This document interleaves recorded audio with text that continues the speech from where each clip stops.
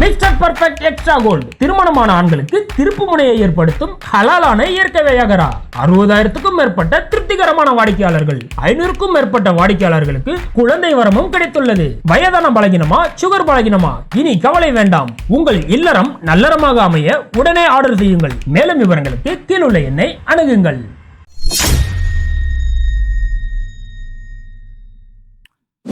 ரெண்டாயிரத்தி 26 தேர்தல் ஒரு மும்முனை போட்டி கொண்ட தேர்தல் அப்படிங்கிறது இப்ப உறுதி செய்யப்பட்டிருக்கு. ஒரு பக்கம் திமுக அவங்களுடைய கூட்டணி, இன்னொரு பக்கம் அதிமுக பாஜகவுடைய கூட்டணி, இன்னொரு பக்கம் தாவேகா நடிகர் விஜய் நான் தனியா தான் நிற்க போறேன் அப்படின்னு சொல்லி அவருடைய ஒரு அறிவிப்பு வந்திருக்குது. இங்க விஜயோடைய அறிவிப்பை பொறுத்த வரைக்கும் விஜய் எந்த பக்கம் போவாரு? ஏன்னா பாஜக எப்படியாவது அவங்களோட கூட்டணிக்குள்ள விஜயை கொண்டு வந்துடணும், அப்பதான் திமுகவுக்கு ஒரு டஃப் கொடுக்க முடியும் அப்படின்னு சொல்லி விஜய் எடுக்கிறதுக்காக எவ்வளவு வேலைகள் செஞ்சிருந்தாங்க, பேச்சுவார்த்தைகளால் நடந்ததுன்னு சொல்லி சொல்லப்பட்டது. அப்போ அந்த பாஜகவுடைய கூட்டணி பின்னாடி போயிடுவாரா, அல்லது விஜய் அதிமுக சேர்ந்து ஒரு கூட்டணி அமைப்பாங்களா அப்படின்னு சொல்லி பெரிய அளவுல காரசாரமா விவாதிக்கப்பட்ட நேரத்துல இப்போ தாவேகாவுடைய 2வது செயற்குழு கூட்டம் நடந்தப்பட்டிருக்கு. அந்த செயற்குழு கூட்டத்துல நடிகர் விஜய் அவர் தான் அந்த கட்சியுடைய முதலமைச்சர் வேட்பாளர் அப்படின்றத அந்த கட்சி சார்பிலே செயற்குழு கூட்டத்துல அறிவிச்சிருக்கிறாங்க. இப்படி விஜய் தான் முதலமைச்சர் வேட்பாளர் அப்படின்னு அவங்க அறிவிச்சதுக்கு பிறகு இப்போ மக்களுடைய தரப்புல இருந்து அந்த கட்சியை நோக்கி பல கேள்விகள் கேட்கப்படுது. குறிப்பா ஆதவ அர்ஜுனா அந்த கட்சி ஆரம்பிக்கப்பட்ட புதுசுல விஜய மேடையில உட்கார வச்சுக்கிட்டு திமுக நோக்கி கேள்வி கேட்டாரு. திமுக நீங்க வாரிசு அரசியல் செய்றீங்க, ஒரு மன்னர் ஆட்சி செஞ்சிட்டு இருக்கிறீங்க, உங்க கட்சியில உங்களை தவிர ஒரு தலித்தை நீங்க முதலமைச்சர் வேட்பாளர் அறிவிக்க முடியுமா, அப்படி இப்படிலாம் கேள்வி கேட்டுட்டு இருந்தாரு. அப்ப அதெல்லாம் எங்களாலதான் செய்ய முடியும் அப்படின்னு சொல்லி டைலாக் எல்லாம் விட்டீங்களே, இப்ப என்ன ஆச்சு அப்படின்னு சொல்லி ஆதவ அர்ஜுனாவை நோக்கி இன்னைக்கு சரமாரியான கேள்விகள் வருது. ஒரு சாதாரண மனிதன் ஒரு முதலமைச்சரா வரணும், ஒரு தலித் ஒரு முதலமைச்சரா வரணும்னு சொல்லும் பொழுது அதில் முதல் குரலாக ஒலித்த குரல் திரு விஜய் அவர்களுடைய குரல். அப்போ அட்வைஸ் எல்லாம் அடுத்தவங்களுக்கு தான், எங்களுக்கு கிடையாது அப்படிங்கிற மாதிரி தான். ஏன்னா ஒரு தலித்தை தான் நாங்கள் முதலமைச்சர் வேட்பாளர் அறிவிக்க போறோம் அப்படின்ற மாதிரி ஒரு சைடு ஒரு உருட்டு. இந்த பக்கம் பார்த்தோம்னா வாரிசு அரசியல எதிரானது அப்படின்னு சொல்லி எல்லாம் பேசுவாங்க. ஆனா பார்த்தோம்னா இவங்களே ஒரு வாரிசின் பின்னணியில வந்தவங்க தான். இன்னைக்கு அவங்களுடைய மகனே ஒரு சினிமாவை இயக்கக்கூடிய வரையில ஒரு வாரிசு அரசியல வந்துட்டாரு. ஒருவேளை விஜய் களத்துல நின்றாரு, இந்த 2026 தேர்தலுக்கு பிறகு அவர் அரசியல் களத்துல நின்றார் அப்படின்னா கண்டிப்பா அவருடைய மகனும் அவங்க கட்சியில சேர்க்கப்பட்டு இந்த வாரிசு அரசியல் தொடரும். ஃபர்ஸ்ட் இந்த வாரிசு அரசியல ஒரு தவறானதெல்லாம் ஒண்ணும் கிடையாது. வாரிசு அரசியல் ஒண்ணு இல்லாததான் அதிமுக இன்னைக்கு அட்ரஸ் இல்லாம ஆயிப்போச்சு. அப்போ வாரிசு அரசியல் ஒன்றும் தவறானது ஒன்றும் கிடையாது. ஆனா வாரிசு அரசியல் இவங்க செஞ்சது சரி, ஆனா அதுவே மத்த யாராவது செஞ்சுட்டாங்கன்னா வாரிசு அரசியல் மன்னராட்சி செஞ்சுட்டு இருக்கிறாங்க அப்படின்னு சொல்ல வேண்டியது. கடைசியில ஒரு வழியா இப்ப விஜய் முதலமைச்சர் வேட்பாளர் அப்படின்னு அறிவிக்கப்பட்ட பிறகு இப்போ என்ன சொல்லி இருக்கிறாங்கன்னா, ஆனா முதலமைச்சர் வேட்பாளரும் எங்களுடைய தலைமையில தான் கூட்டணி, இங்க இதுல திமுகவோ பாஜகவோ இந்த கூட்டணியில இடம் பெறாது, திமுகவுக்கும் பாஜகவுக்கும் எதிரான ஒரு அரசியல் தான் நாங்க செய்ய போறோம், இதுல எந்த ஒரு சமரசமும் கிடையாது அப்படிங்கிற ஒரு அறிவிப்பையுமே கொடுத்திருக்கிறாங்க. கூட்டணி என்றாலும் தமிழக வெற்றி கழகம் தலைமையில் அமையும் கூட்டணி எப்போதும் திமுக மற்றும் பாஜகவுக்கு எதிரானதாகத்தான் இருக்கும் என்பதையும், அதில் சமரசம் என்ற பேச்சுக்கே இடமில்லை என்பதையும் உறுதிப்பட செயற்குழு வாயிலாக தெரிவித்துக் கொள்கிறோம். உண்மையாவே இந்த ஒரு கருத்து வரவேற்க வேண்டிய ஒண்ணுதான். அதாவது பாஜக ஒரு பிளவுவாத சக்தி, பாஜகவுல எந்த நேரத்திலுமே நாங்க நேரடியாவோ மறைமுகமாவோ பாஜக கூட கூட்டணி இல்ல அப்படின்னு ஒரு அறிவிப்பு அறிவிச்சிருக்காங்க. திமுக ஒரு ஆளுங்கட்சி, அதனால வேற வழி இல்லாம திமுக எதிர்த்து தான் ஆகணும், திமுக கூட கூட்டணி கிடையாது அப்படின்ற ஒரு அறிவிப்பு உண்மையாலே இது வரவேற்க. அதாவது தமிழகத்துடைய கள அரசியல விஜய் நல்லா புரிஞ்சு வச்சிருக்கிறாரு. பாஜக கூட சேர்ந்தா விஜய் இத்தனை வருஷம் இங்க ஒரு நல்ல பெயர் வாங்கி வச்சிருக்கிறாரு, அந்த பேர்ல ஒட்டுமொத்தமா அழிஞ்சு போயிடும் அப்படிங்கறத விஜய் ரொம்ப தெளிவா புரிஞ்சு வச்சிருக்கிறாரு. அப்போ இந்த இடத்துல பார்த்தோம்னா பாஜக கூட கூட்டணி இல்ல, திமுக கூட கூட்டணி இல்ல, ஒருத்தவங்க கொள்கை எதிரி, இன்னொருத்தவங்க அரசியல் எதிரி அப்படின்றத தொடர்ந்து பேசிக்கிட்டு வராரு. அப்போ பாஜக ஒரு எதிரி, திமுக ஒரு எதிரி, ஓகே, ஏன் விஜய் இங்க அதிமுகவை பேசவே மாட்டாரு? அப்ப பாஜக எதிரி திமுக எதிரி அப்படின்னா அப்ப அதிமுக மட்டும் புனிதமானவர்களா அப்படிங்கிற கேள்வி தொடர்ந்து விஜயை நோக்கி இருக்கு. ஏன்னா விஜய் என்னைக்கு இந்த அரசியல் அறிவிப்பு அறிவிச்சாரோ அதுல பார்த்தோம்னா பாஜகவை அப்படி மறைமுகமா எதிர்த்து, சம்டைம்ஸ் என்னைக்காவது ஒரு நாள் பாஜக நேரடியா சொல்லுவாரு, மோடிஜி கேக்குதா ஜி அப்படின்னு ஒரே ஒரு தடவை இந்த பேரை சொல்லி இருக்கிறாரு.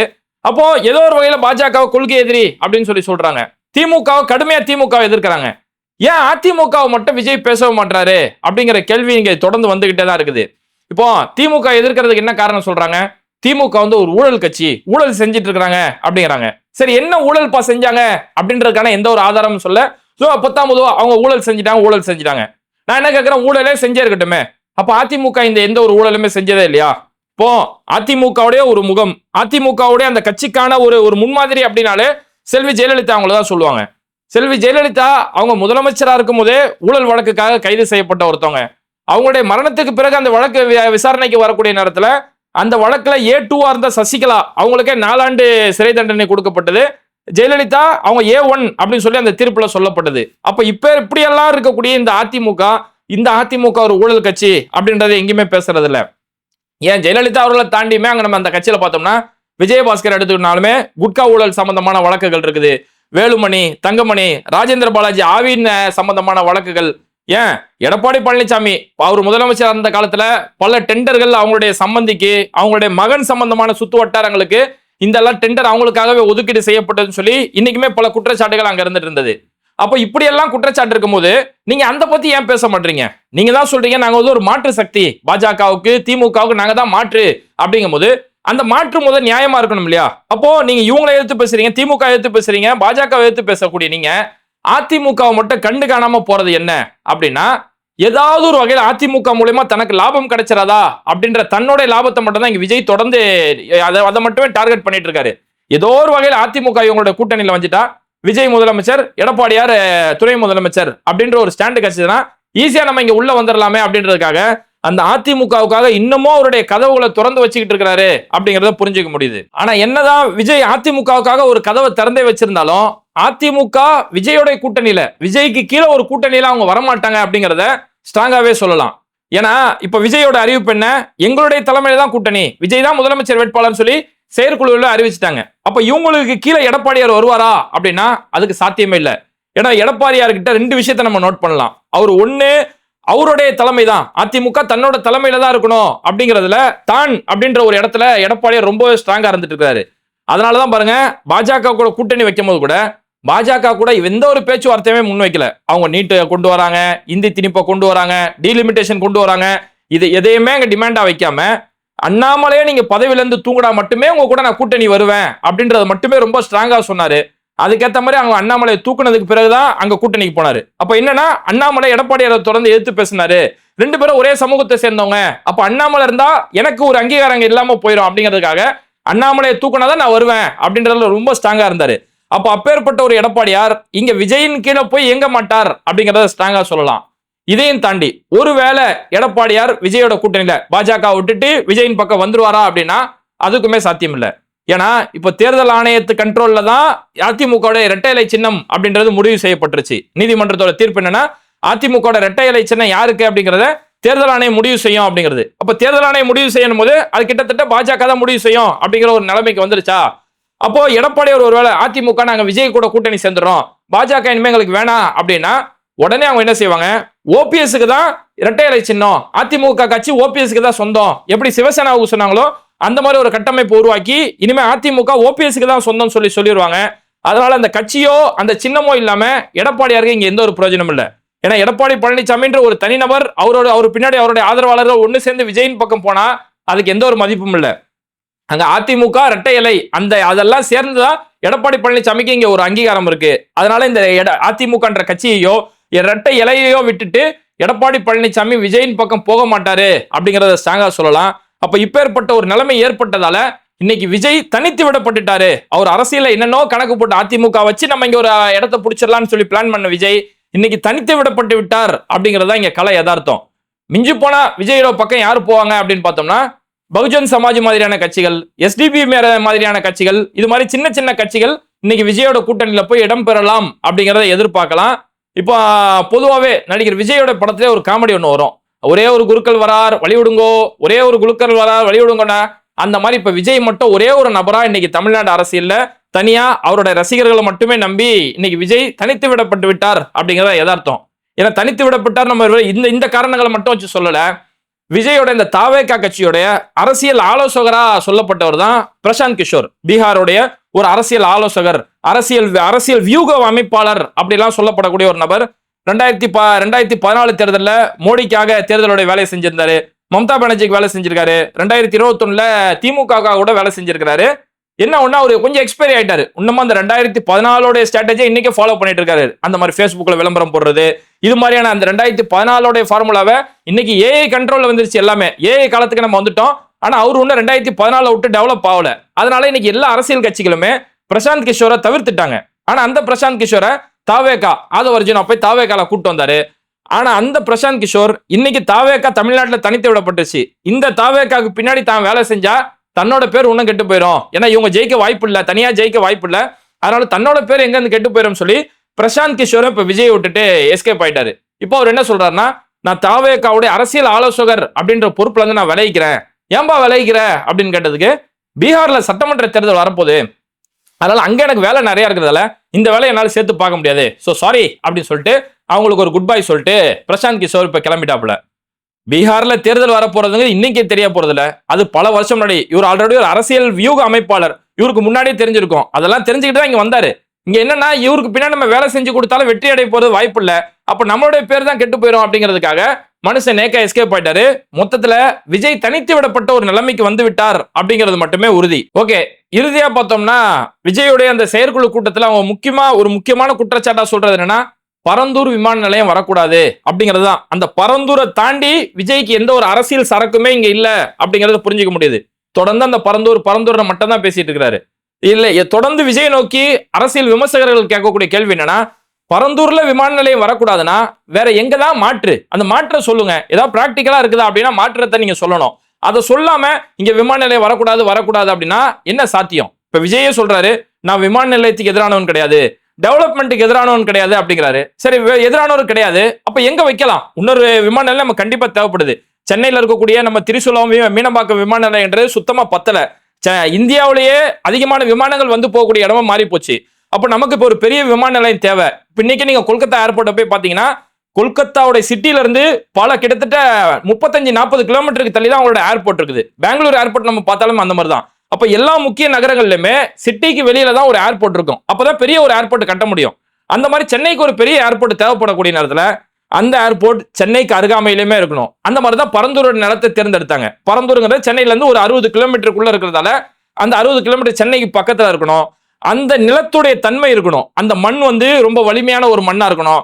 அந்த நிலத்தடி ரொம்ப ஸ்ட்ராங்கான ஒரு நிலத்தடியா இருக்கணும்.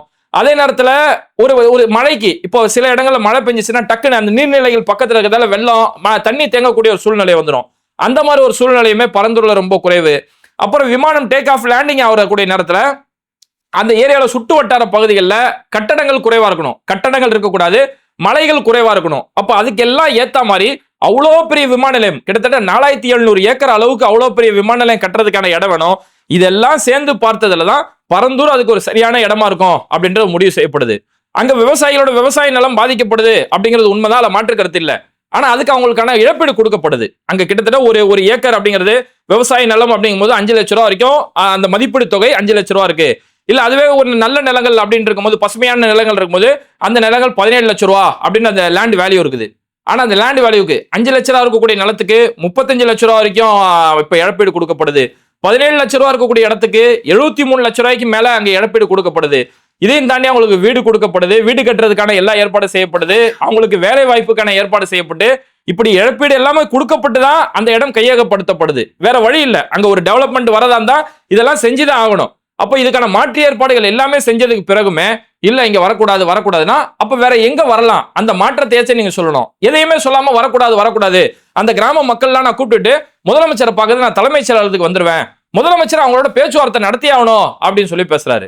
இல்ல நம்ம என்ன கேட்கிறோம், விஜய் அவங்களுடைய ரசிகர்கள்ட்ட பேச்சுவார்த்தை நடத்துறாரா? அவரும் ஒரு பெரிய மாநாடு ஒன்று நடத்தினாரு. அந்த மாநாட்டுக்கு வரதுக்கு போறக்கூடிய நேரத்துல ஆக்சிடென்ட் ஆகி எத்தனை ரசிகர்கள் இறந்து போனாங்க. அந்த ரசிகர்களோட குடும்பத்தார் ரோட்ல நின்று போராட்டம் பண்ணாங்க. விஜய் ஒரு பார்வை கூட பார்க்க மாட்டாருங்க அப்படின்னு சொல்லி அவங்களுடைய ரசிகர்கள் கேட்டாங்க. எங்களுக்கு பணம் இழப்பீடு எதுவும் தேவையில்ல, விஜய் ஒரு பார்வை பார்த்து எங்களுக்கு நேரில் ஒரு ஆறுதல் சொன்னா என்னங்க அப்படின்னு சொல்லி ரசிகர்கள் அவங்களுடைய குடும்பத்தார்கள் கேள்வி கேட்டாங்க. அங்கெல்லாம் போய் பார்க்கறதுக்கு நேரம் இல்லை. ஆனா இந்த இடத்துல முதலமைச்சர் பார்க்கணும்னு சொல்லி அப்போ ஒரு அரசியலுக்காக இங்க அதிமுகவுக்கு எப்படி ஒரு கதவை திறந்து வச்சிருக்கிறாரோ, பாஜகவை பேசக்கூடிய விஜய், திமுக பேசக்கூடிய விஜய், அதிமுக மட்டும் எப்படி பேசாம இருக்கிறாரோ, அந்த மாதிரி இந்த பரந்தூர் தவிர அவர் கையில வேற எந்த ஒரு சரக்குமே இல்ல அப்படிங்கறத எங்க களத்துல புரிஞ்சுக்க முடியுது. இன்னும் விஜய் கிட்ட மக்கள் எதிர்பார்க்கறது என்னன்னா, பாஜக ஒரு பிளவுவாத சக்தி, உங்களுடைய கொள்கை எதிரி அப்படின்னு சொல்றீங்களே தவிர உங்களுடைய ரசிகர்களுக்கு அந்த பாஜக எவ்வளவு ஒரு மோசமான கொள்கை சித்தாந்தம் உள்ள ஒரு கட்சி அப்படிங்கறத நீங்க புரிய வைக்கணும். அவங்க மத ரீதியா மக்களை எப்படி கூறு போட்டுட்டு இருக்காங்க, புல்டோசர் அராஜகத்தை எந்த மாதிரி எல்லாம் செஞ்சுட்டு இருக்காங்க, கிறிஸ்தவர்கள் மதமாற்றம் செய்யறாங்க சொல்லி கிறிஸ்தவர் மேல எப்பேற்பட்ட அராஜகங்கள் செஞ்சுட்டு இருக்காங்க, ஒடுக்கப்பட்ட மக்கள் மேல அவங்களுடைய கட்சியை சேர்ந்தவங்க எந்த அளவுக்கு அராஜகங்கள் செஞ்சுட்டு இருக்காங்க சொல்லி இந்த அவங்களுடைய கொள்கை சித்தாந்தங்களை எடுத்து புரிய வைக்க வேணுமே தவிர அதை விட்டுட்டு வெறும் பிளவுவாத கட்சி அப்படின்னு சொன்னா மட்டும் புரியாது. உங்களுடைய ரசிகர்கள் முறையா ஓட்டு போறது களத்துக்கு வராங்க. இத்தனை நாளா உங்களுடைய ரசிகர்களா கட் அவுட் வச்சு மாலை போட்டு இருந்தவங்க இன்னைக்கு முறையா ஓட்டு போட களத்துக்கு வரும்போது அந்த ரசிகர்களுக்கு கொள்கை சித்தாந்தத்தை புரிய வைக்க வேண்டிய பொறுப்பு உங்களுக்கு இருக்குது. அதனால விஜய் கிட்ட இது மாதிரி நீங்க ஒரு மாற்றுன்னு சொல்லும் போது அந்த மாற்று ஒரு முறையான மாற்றா இருக்கணும், ஒரு நியாயமான மாற்றா இருக்கணும்னு சொல்லிதான் மக்கள் விஜய் கிட்ட எதிர்பார்க்கக்கூடிய ஒரு விஷயமா இருக்குது. எது எப்படியோ இன்னைக்கு வரக்கூடிய 2026 தேர்தலுங்கிறது இது ஒரு மும்முனை போட்டி அப்படிங்கிறது உறுதியா இருக்கு. மும்முனை போட்டிங்கிறதால இது ஆட்டோமேட்டிக்கா திமுகவுக்கு இங்க களம் சாதகம் அப்படிங்கிறதுமே எதிர்பார்க்க முடியுது. என்ன இருந்தாலும் மும்முனை போட்டின்னு உருவானதால இந்த மும்முனை போட்டி யாருக்கு சாதகமா அமைய போகுது அப்படிங்கிற உங்களுடைய கருத்துக்களை மறக்காம கமெண்ட் பண்ணிட்டு இந்த வீடியோக்களை உங்க நண்பர்களுக்கு அதிகமா ஷேர் செய்யுங்க. இணைந்திருப்போம்.